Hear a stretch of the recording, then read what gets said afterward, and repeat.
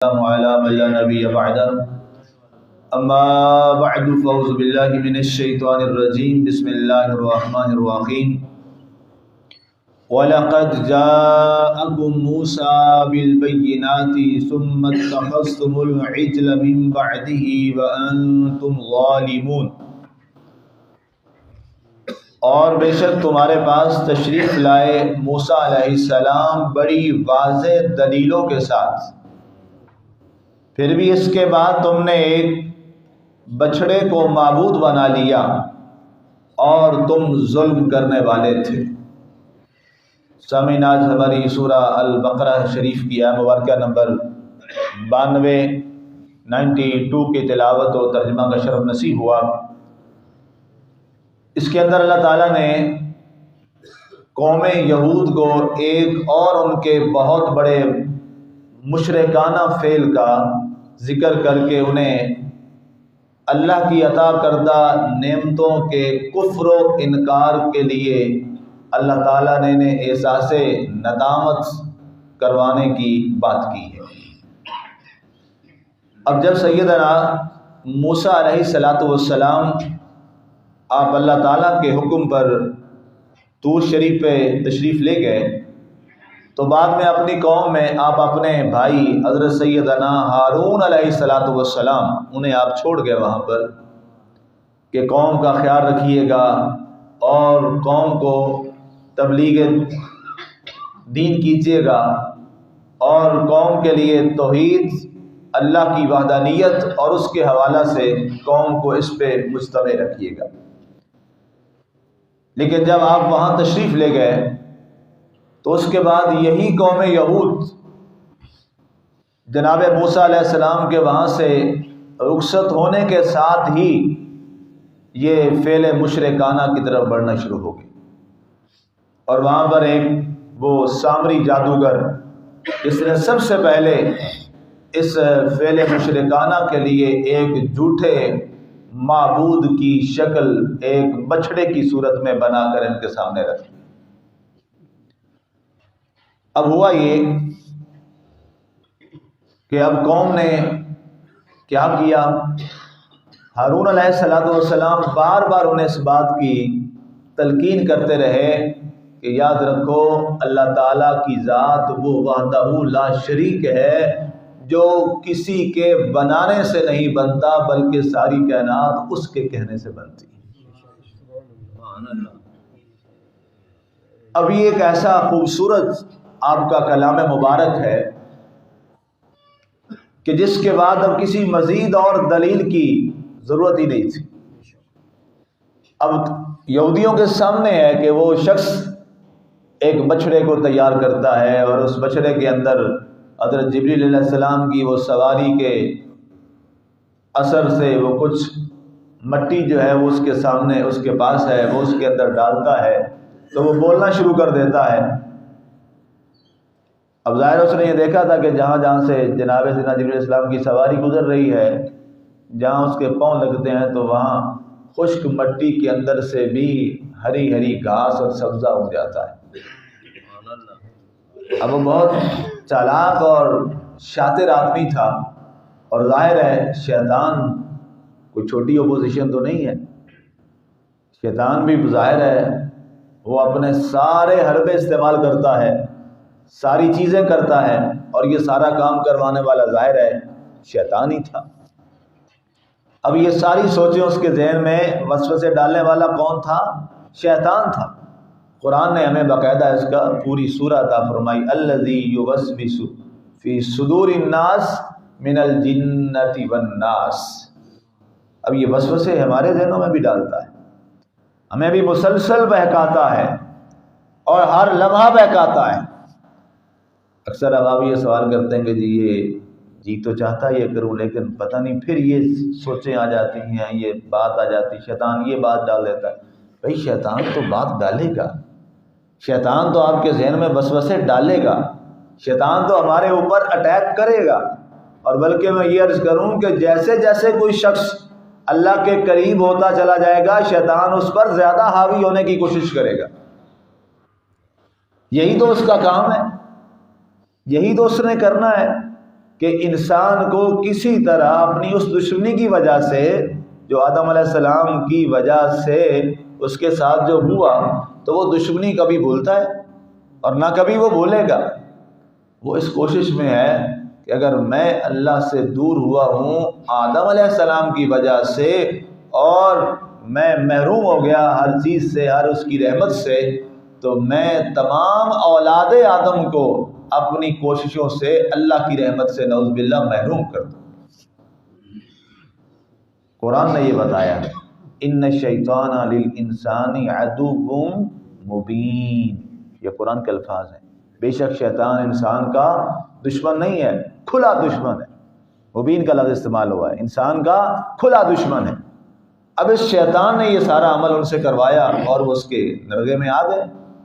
اس نے جب وہ بچڑا تیار کیا، اب قوم کو اس نے بلایا اور ساری کی ساری قوم نے دیکھا موسیٰ علیہ السلام کی وہ ساری تبلیغ بھول گئے، اور وہاں پر آپ کے موجود وزیر اور آپ کے بھائی حضرت سیدنا ہارون علیہ السلام کی بار بار تبلیغ کے باوجود اور آپ کے بار بار صدائیں لگانے کے باوجود کہ ظالموں یہ بچڑا خدا نہیں ہے، خدا وہ ہے جو وحدہ لا شریک ہے، وہ سب کا خالق و مالک و رازق و قہار اور خالق السماوات والارض ہے، وہ ذات ہے۔ لیکن یہ قوم اس کے بہکاوے میں پوری طرح سے آ گئی، استغفر اللہ، اور اسی سامری جادوگر کے ہاتھ کے تراشے ہوئے بچھڑے کی عبادت شروع کر دی۔ اللہ اکبر، استغفر اللہ۔ اب اللہ تعالیٰ نے فرمایا کہ اے یہودیو، تمہارے پاس ہم نے جب موسیٰ علیہ السلام کو بھیجا تو بالبینات، بڑی روشن دلیلیں دے کے بھیجا تھا، اور انہوں نے وہ ساری دلیلیں تمہیں دکھا بھی دیں اور تم نے اپنی آنکھوں سے دیکھ بھی لی۔ یہ جتنے یہ بچڑے کے پوجا کرنے والے تھے اور اس شرک کے اندر شامل تھے، یہ سارے کے سارے موسیٰ علیہ السلام کے دست مبارک سے، آپ کی زبان پاک سے کئی جگہوں پر، کئی جہاد کے اندر اللہ کی ساری دلیلیں خود یہ دیکھ چکے تھے اپنی نظروں سے، یہ سب کچھ دیکھ چکے تھے۔ قرآن نے یہ فرمایا ثم اتخذتم العجل من بعدہ، اب یہ بات طے ہو گئی، قرآن نے ہمیں یہ واضح فرما دیا کہ موسیٰ علیہ السلام کی نشانیاں انہوں نے پہلے دیکھی اللہ تعالیٰ کی توحید کی، ثم للتراخی، گرامر کے لحاظ سے، زبان کے لحاظ سے ثم ہمیشہ تعقیب کے لیے اور تراخی کے لیے آتا ہے کہ بعد میں یہ سارا معاملہ ہوا، کہ یہ سب کچھ دیکھنے کے بعد، اللہ کی توحید سمجھنے کے بعد، رسالت موسیٰ علیہ السلام سمجھنے کے بعد اور اس کی نشانیاں اور دلیلیں قائم ہونے کے بعد، پھر انہوں نے کیا کیا؟ اب بچڑے کو اپنا معبود بنا لیا۔ اب اصول یہ تھا، اللہ کا اصول یہ ہے کہ اللہ تعالیٰ پہلے تمام چیزیں پہنچاتا ہے، پھر عمل نہ ہو تو پھر اس پر اللہ تعالیٰ عذاب اتارتا ہے۔ یہ اللہ کا اصول اور اس کا فیصلہ ہے، معاف کر دے یہ اس کی رحمت ہے۔ وَأَنْتُمْ ظَالِمُونَ، اللہ فرماتا ہے کہ اے یہودیو تم بڑے ظالم تھے، تم بہت ظالم تھے۔ اب یہاں یہ سوال ہو سکتا ہے کہ انہوں نے تو بچڑے کی پوجا کی، ظلم کیا کیا؟ آج یہ سوال بہت زیادہ ہماری نئی جنریشن جو خاص طور پہ بدھمز کے لٹریچر پڑھتی ہے اور خاص طور پہ باہر جا کر،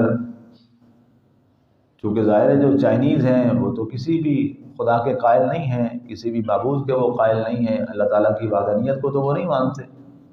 اب جب وہ لوگ جاتے ہیں تو وہ اس پر ایک بہت بات کرتے ہیں، ہمارے مسلمانوں کے بچے، یہ کوئی میں ہوا میں بات نہیں کر رہا، میرے ساتھ جو باتیں وہ ڈیبیٹ کرتے ہیں میں وہ آپ کے سامنے رکھ رہا ہوں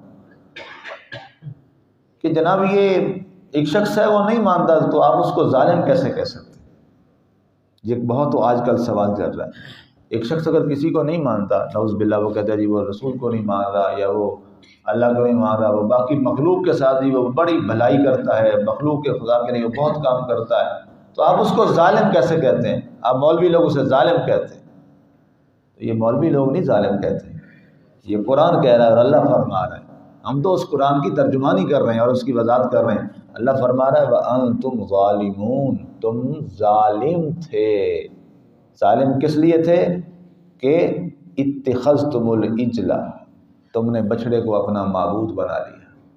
موسیٰ علیہ السلام کے جانے کے بعد انہوں نے کوئی قتل نہیں شروع کر دیے تھے، یہ ذہن نشین رہے بات۔ اس کے بعد انہوں نے بندے مارنے شروع نہیں کر دیے تھے، یا کسی کے نوالد چھیننے شروع نہیں کر دیے تھے، یا غریبوں پر انہوں نے ظلم کرنا نہیں شروع کر دیا تھا۔ یہ نہیں تھا کہ اللہ نے فرمایا تم ظالم ہو گئے، نہیں، قرآن فرماتا ہے تم نے اللہ کی توحید کو چھوڑ کر بچڑے کو اپنا خدا بنا لیا، اس وجہ سے تم سب سے بڑے ظالم ہو گئے ہو، اس وجہ سے تم سب سے بڑے ظالم ہو گئے ہو۔ اور قرآن نے ہمیں واضح یہ ڈائریکشن دی ہے اور بتایا ہے ہمیں ان الشرک لظلم عظیم، کہ سب سے جو بڑا ظلم ہے وہ کیا ہے؟ اللہ کے برابر کسی اور کو اللہ مان لینا، نعوذ باللہ۔ یاد رکھیے گا یہ کائنات کا سب سے بڑا ظلم ہے، اور یہ ظلم عظیم ہے۔ قرآن نے سے کیا کہا ہے؟ ظلم عظیم، کہ اس جیسا بڑا ظلم دنیا میں ہے ہی کوئی نہیں۔ تو بتائیے جو شخص اللہ کو اللہ نہ مانے، اس سے بڑا کائنات میں کوئی ظالم ہو سکتا ہے؟ نہیں ہو سکتا، کہ اس نے سب سے بڑا ظلم یہ کیا کہ جس نے پیدا کیا اسی کا ہی منکر ہو کے بیٹھ گیا، اسی کا انکاری ہو کے بیٹھ گیا۔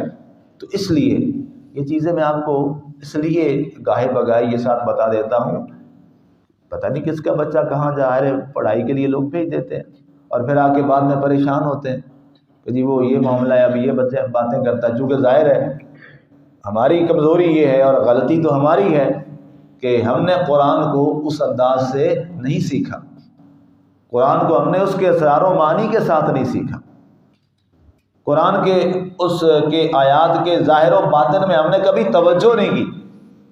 اب یہ والا جو میں نے سوال عرض کیا، اس پر مجھے ان کے اس ڈاکٹر صاحب کے والد صاحب بڑے دیندار آدمی، 5 وقت کے ماشاءاللہ نمازی بھی، عمرہ بھی کیا ہوا، حج بھی کیا ہوا، داڑھی شریف رکھی ہوئی، سارا کچھ، لیکن وہ کہتے جی میں تو وہ لاجواب ہو گیا۔ اب وہ مسجد میں بھی جاتے ہیں 5 وقت، ظاہر ہے، کہتے میں تو لاجواب ہو گیا۔ کہ میں نے کہا ہاں بیٹا بات تو تمہاری ٹھیک ہے، وہ ظالم کیسے ہو سکتے ہیں جب وہ کسی پہ ظلم نہیں کر رہے؟ تو میں نے کہا جی یہ قرآن کی آیت ہے، قرآن کہتا ہے کہ شرک سے بڑا ظلم ہی کوئی نہیں۔ اس لیے یہ چیزیں سیکھا کریں، ان پہ غور کیا کریں، توجہ کیا کریں، اور پھر اگر خدا نہ خواستہ جب یہ ڈیبیٹ ہو رہی ہوگی اور آپ کہتے ہیں ہاں بات ٹھیک ہے، تو وہاں جتنے بیٹھے ہوں گے سب کے سب کا عقیدے کا بیڑا غرق ہو جائے گا۔ اور پھر صرف ان کا بیڑا غرق نہیں ہوگا، انہوں نے جہاں وہ جنہوں نے سنا وہ جہاں جہاں آگے پھر جائیں گے ان سب کا بھی بیڑا غرق ہو جائے گا۔ اس لیے توحید، رسالت، توحید خالص اور رسالت کاملہ صلی اللہ علیہ وآلہ وسلم، اس کے بارے عقیدہ بڑا کلیئر رکھنا ہونا چاہیے، بڑا واضح اور کلیئر عقیدہ ہو۔ اللہ کی توحید، اللہ کی وحدانیت، اس پر، اور رسالت محمدیہ صلی اللہ علیہ وآلہ وسلم، اس پر اگر 1 سیکنڈ کے لیے بھی اگر خدا نخواستہ کہیں کوئی ایسی چیز آ گئی تو انسان ظلم عظیم کا ارتکاب کر بیٹھے گا۔ اللہ اکبر، یہ کوئی مذاق نہیں ہے، یہ کوئی ایسی کوئی صرف یہ بات نہیں ہے، سارے کا سارا جو دین ہے اس کی ساری بنیاد اس چیز پر کھڑی ہے، 2 ہی چیزیں، اللہ کی توحید اور رسالت محمدیہ صلی اللہ علیہ وآلہ وسلم، اس پر سب دین ایسے کھڑا ہے۔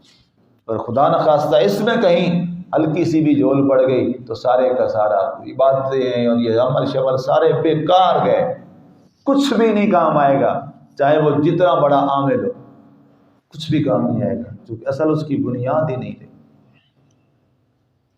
وہی ختم ہو گئی۔ اور یہی ہمارا جو کلمہ شریف ہے نا، جو میں بار بار یہ صدا لگاتا ہوں، کلمہ شریف کلمہ شریف کلمہ شریف، اس لیے کہ یہ سارے دین کی بنیاد ہے۔ لا الہ الا اللہ محمد رسول اللہ صلی اللہ علیہ وآلہ وسلم، اور اس کی کثرت کیا کیجیے، اس کو دن میں کم از کم 200 مرتبہ تو ضرور دہرایا کیجیے، اور اس کے ساتھ بار بار دل میں اپنے باطن میں اس کو اتارا کیجیے۔ جیسے جیسے توحید کامل، توحید خالص اور رسالت کاملہ دل میں مضبوط ہوتی چلی جائے گی، انشاءاللہ اعمال خود بخود بہتری کی طرف بڑھتے چلے جائیں گے، اور یہی ہماری کامیابی کا راستہ ہے۔ بوقت موت ہم کیا کہتے ہیں؟ اللہ کرے کہ تمنا سب کی ہماری ہے اور ہوتی ہے اور ہونی بھی چاہیے، اور یہی ہماری آخری اور پہلی خواہش ہے کہ اللہ کرے بوقت موت کلمہ نصیب ہو جائے۔ ٹھیک ہے نا جی، یہی خواہش ہے، اور اللہ کے رسول نے اس کو مبارک دی کہ جس کا آخری کلمہ یہ ہو لا الہ الا اللہ محمد رسول اللہ صلی اللہ علیہ وآلہ وسلم، اسے مبارک ہو، اس کی دنیا کامیاب ہو، اور وہ دنیا سے کامیابی کے ساتھ رخصت ہو گیا۔ لا الہ الا اللہ محمد رسول اللہ صلی اللہ علیہ وسلم۔ یہ میں اس لیے کہہ رہا ہوں کہ یہ تعداد یہ میں نے منیمم بتائی ہے، زیادہ بھی آپ کریں۔ جب انسان کی زبان پر یہ عادت پڑ جائے گی اور بار بار یہ کلمے سے اس قدر ظاہر اور باطن کی محبت ہو جائے گی، تو انشاءاللہ میرا یقین کامل ہے اللہ کی ذات کے ساتھ، انشاءاللہ جب وقت موت اور مرگ کا وقت آئے گا تو اس عادت شریفہ کے مطابق ہماری زبان پہ اللہ تعالیٰ کلمے کو جاری فرما دے گا۔ اور سبحان اللہ، پھر جب بوقت وصال اور بوقت مرگ یہ کلمہ شریف ہمارا ساتھی بن جائے گا اور ہمارے سنگم میں ہوگا، تو انشاءاللہ اللہ کی رحمتیں نصیب ہو جائیں گی اور اللہ تعالیٰ کرم فرما دے گا۔ اللہ ہمیں اس کلمہ شریف جو اللہ نے ہمیں نصیب فرمایا، اس کو اپنے ظاہر اور باطن میں اتارنے کی توفیق عطا فرمائے، اور یہ کلمہ توحید خالص اور رسالت کاملہ ہمارے قلب و جگر میں پوری طرح سے اتر جائے۔ آمین وما علینا الا البلاغ المبین۔